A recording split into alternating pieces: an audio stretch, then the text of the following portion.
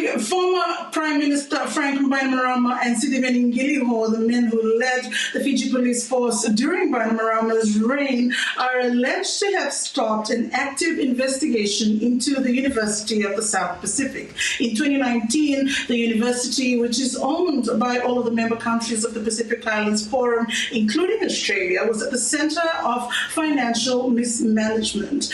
Frank Bainimarama currently faces a charge of perverting the cause of justice for having instructed Commissioner Giliho, who is now on suspension, to stop an active police investigation. Giliho, for his part in the alleged incident, is facing 1 count of abuse of office. Lice, how serious are these charges, and does it attract a jail term if they were found guilty? Beverly, the charges are quite serious, and for Bainimarama's part, if convicted, he could face up to 5 years imprisonment. Giliho, however, is looking at a longer term of 10 years imprisonment if he is found guilty of abuse of office. So how long is this trial expected to go? What sort of witnesses are we likely to hear from? For the last 2 days, we have heard from the Director of Compliance at the University of the South Pacific, whose testimony is pretty much setting the background for where these allegations of perverting the cause of justice and abuse of office comes from. But we understand that for the next 9 days, we will hear up to 23 state witnesses. A lot of them are expected to be police officers who worked under the leadership of Commissioner Giliho. So that in itself are quite unreal scenes and unusual scenes for Fiji to see these 2 men. However, it is quite controversial on a regional scale as well because, as I mentioned earlier, the University of the South Pacific is owned by all of the governments of the region. And since 2019, when these allegations first came to light, there's been ongoing Pacific Island governments speaking out to each other about the need to investigate alleged cash leakages out of the university. Yeah. You talk about how unusual this case is. Is there quite a circus around the court hearing? Is there a lot of media coverage? There's most definitely a lot of interest from the public, and the media are covering it in full force, Beverly. But when they were first arrested, there was a lot of public outcry.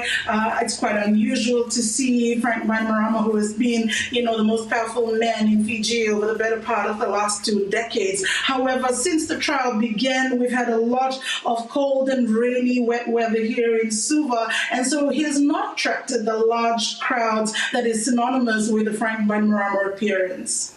Lice, have there been any concerns that these are politically motivated charges?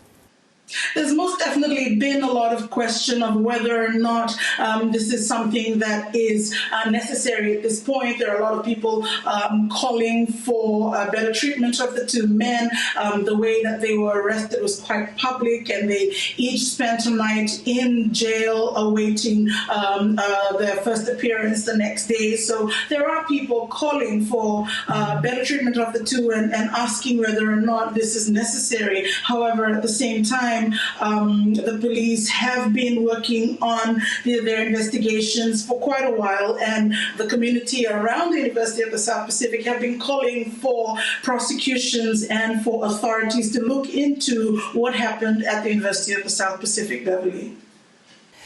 Frank Bainimarama has been a very popular political figure for many years. Have these charges affected that popularity?